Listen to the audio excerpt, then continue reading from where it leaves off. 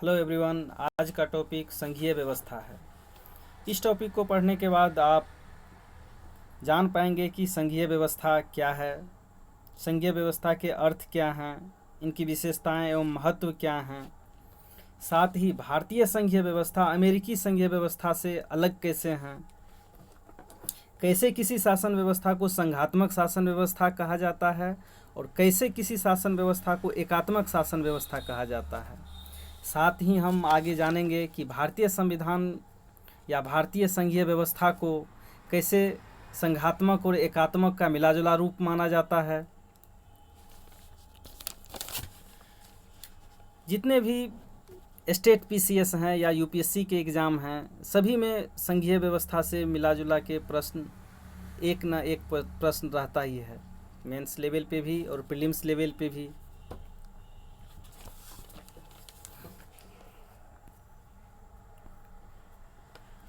अब हम संघात्मक व्यवस्था के बारे में जानेंगे। कैसे हम किसी शासन व्यवस्था को संघात्मक व्यवस्था कहते हैं, कौन से आधार हैं जिसके आधार पे हम ये कहते हैं कि ये संघीय व्यवस्था है या ये संघीय व्यवस्था नहीं है। तो जब हम दो या दो से अधिक सरकारों के बीच उसके आपसी संबंधों के आधार पे जब शासन व्यवस्था को हम वर्णन करते हैं, तब हमें शासन के दो रूप देखने को मिलते हैं, एक एकात्मक शासन और दूसरा संघात्मक शासन। एकात्मक शासन में सारी शक्तियां केंद्र या राष्ट्रीय सरकार के हाथ में होती है। उनकी इच्छा पर निर्भर होती है कि वह राज्य सरकार को शक्ति दे या नहीं दे। वहीं संघात्मक शासन में केंद्रीय सरकार और प्रांतीय सरकार के बीच में शक्तियों का विभाजन होता है और शक्तियों का विभाजन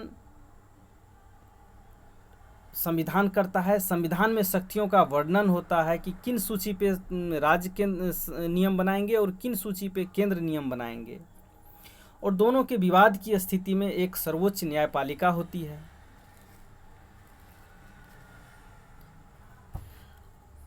अब संघात्मक व्यवस्था के अर्थ के बारे में जानते हैं। तो फेडरल के अंग्रेजी भाषा के फेडरल शब्द लैटिन भाषा के फीडस से बना है, जिसका अर्थ होता है समझौता करना या संधि करना। पहले ही हम चर्चा कर चुके हैं कि सरकारों के संबंध के आधार पे संघात्मक या एकात्मक शासन व्यवस्था की प्रकृति का निर्धारण होता है।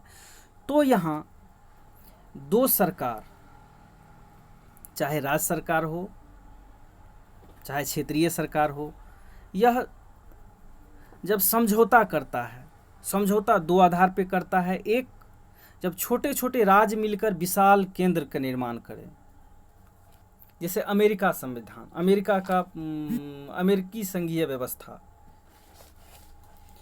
अमेरिकी संघीय व्यवस्था में 50 राज्य हैं।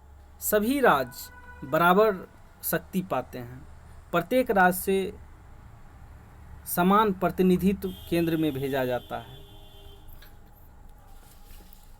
संघीय व्यवस्था का सबसे आदर्श रूप अमेरिकी संघीय व्यवस्था है। और दूसरी, जब केंद्र को प्रशासन की दृष्टि से छोटे छोटे राज्यों में हम विभक्त कर देते हैं, जैसे जिस तरह की व्यवस्था भारत में देखने को मिलता है, कनाडा में देखने को मिलता है। भारत में प्रशासन की दृष्टि से 28 राज्य में एवं 8 केंद्र शासित प्रदेश में विभाजित किया गया है। प्रत्येक राज्य की समान भागीदारी केंद्र में नहीं होती है। बड़े राज्य जैसे हैं, यूपी हैं, बिहार हैं, एमपी है, यहाँ से राज्यसभा सदस्य अधिक मात्रा में चुने जाते हैं। वहीं छोटे छोटे राज्य जैसे हैं, मणिपुर है, मेघालय है, यहाँ से यहाँ से 1 या 2 कम मात्रा में राज्यसभा सदस्य भेजे जाते हैं।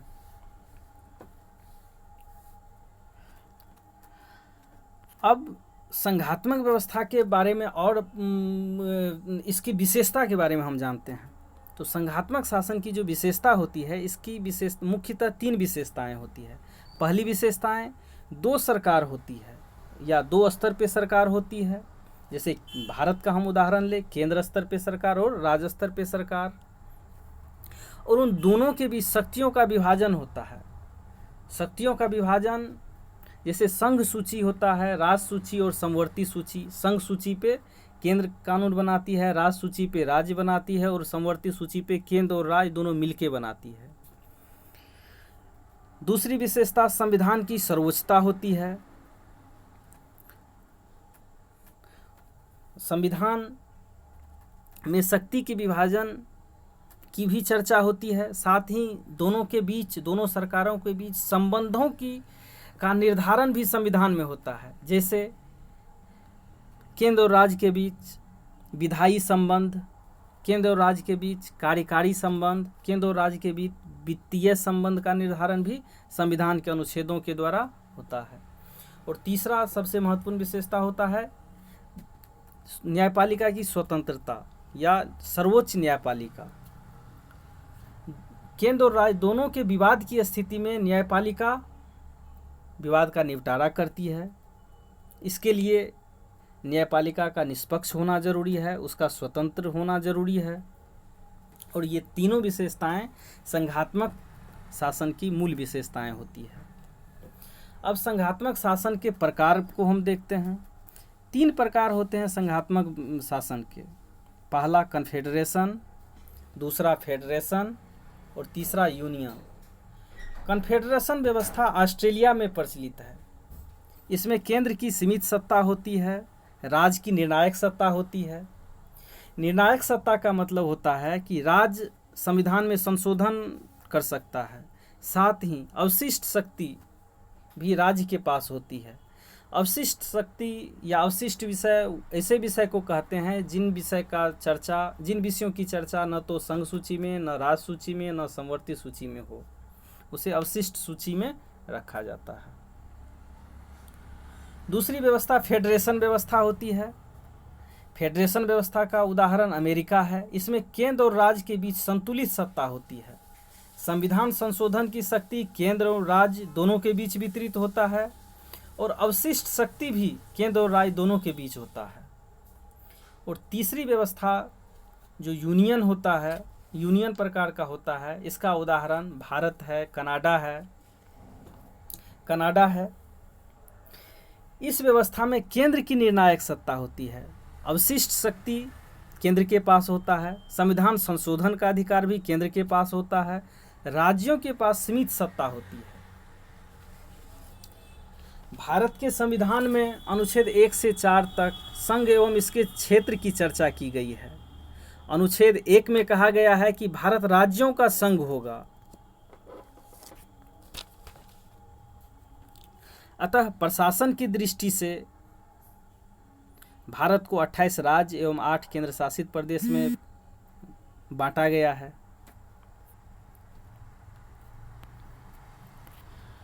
अब भारत में स्थिति देखते हैं। भारत में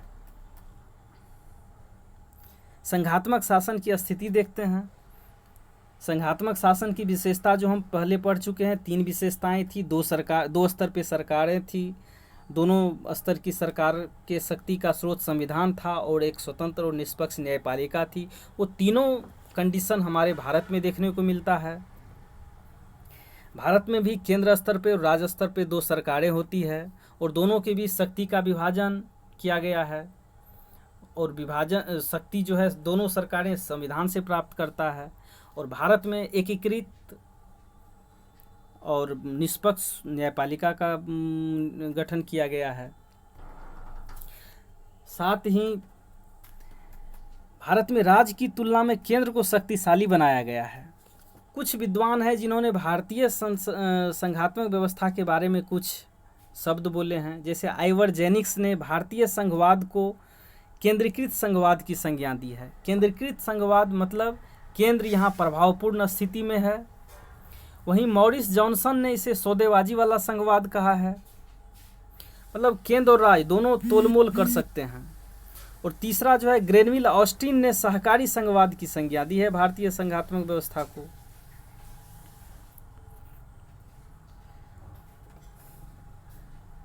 अब अगला जो टॉपिक है भारतीय संघात्मक व्यवस्था की विशेषता है कि यह संघात्मक के साथ साथ एकात्मक भी है। तो हम कैसे मानेंगे कि ये एकात्मक है और कैसे हम निर्धारित करेंगे कि यह व्यवस्था संघात्मक है?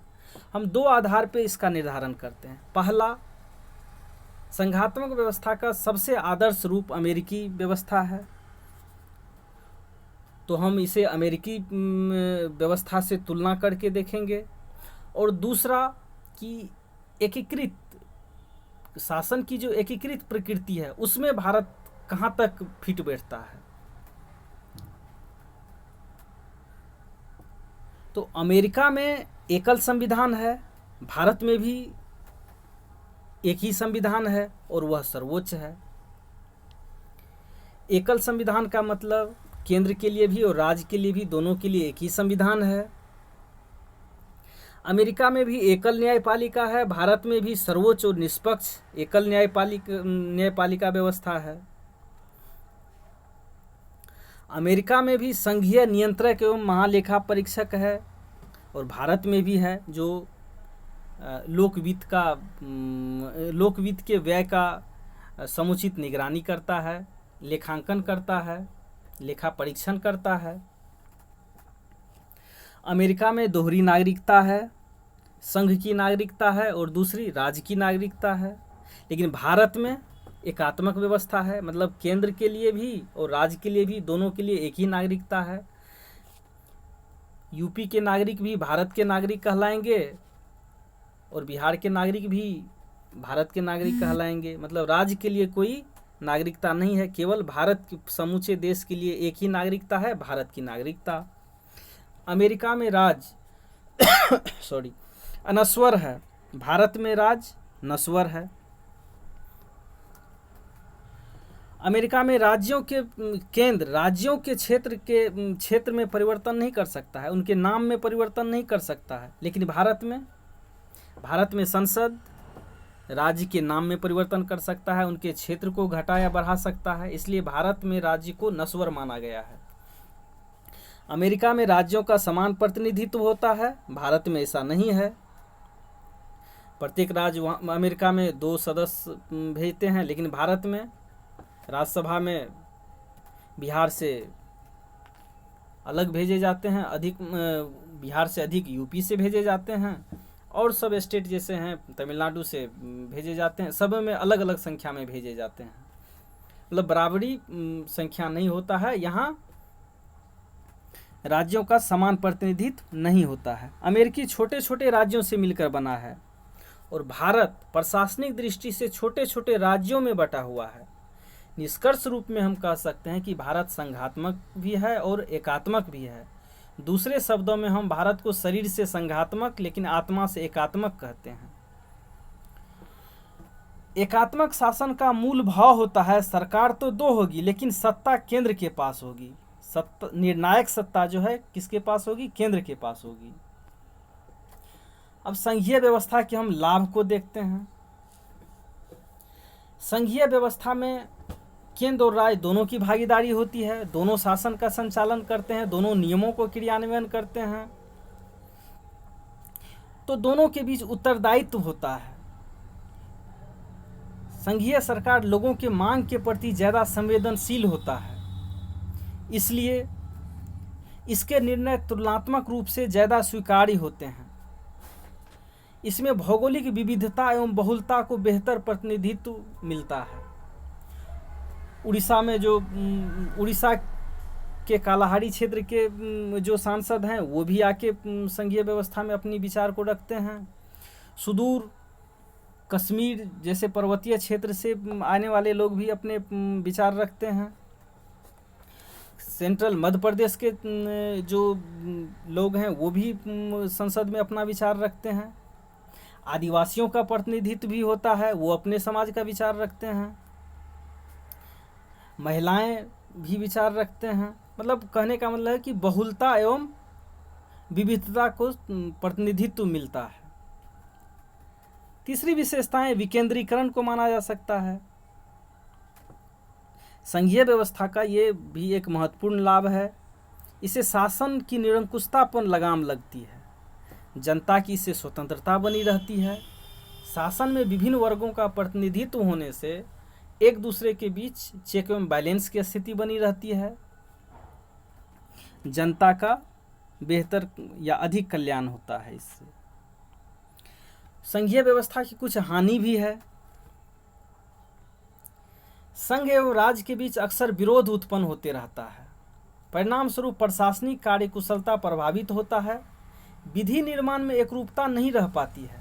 संघ कुछ अलग कहते हैं, राज्य उसके विरोध में चले जाते हैं, विशेष करके जब केंद्र एवं राज्य में विरोधी या विपरीत दल की सरकार हो। उदाहरण स्वरूप केंद्र में कुछ अभी केंद्र में भाजपा की सरकार है, कुछ राज्यों में कांग्रेस की सरकारें हैं। तो जो समवर्ती सूची या और जो विवादास्पद मुद्दे हैं वहाँ उस विषयों पे नियम बनाने में दोनों के बीच टकराहट होती है, अनावश्यक विलंब होता है, निर्णयों में तीव्रता नहीं हो पाती है, निर्णय लेना आसान नहीं रह जाता है। और जैसे आपातकाल के समय में तीव्र निर्णय लेने में कठिनाई होती है, जबकि आपातकाल में निर्णय की तीव्रता जरूरी होता है। विभिन्न वर्गों का शासन में भागीदारी होने से सबको संतुष्ट करना मुश्किल हो जाता है। परिणाम स्वरूप प्रशासनिक निर्णय जाति, धर्म, क्षेत्र, राजनीति से प्रभावित होने लगता है। ये भी संघीय व्यवस्था की कुछ हानियां हैं। कुल मिला के आज हमने संघीय व्यवस्था के अर्थ, महत्व, क्षेत्र, प्रकृति के बारे में जाने। भारत की एकात्मक और संघात्मक प्रकृति को भी जाने। अगर वीडियो अच्छा लगे तो इसे प्लीज़ लाइक, शेयर एवं सब्सक्राइब करें। Thanks for watching.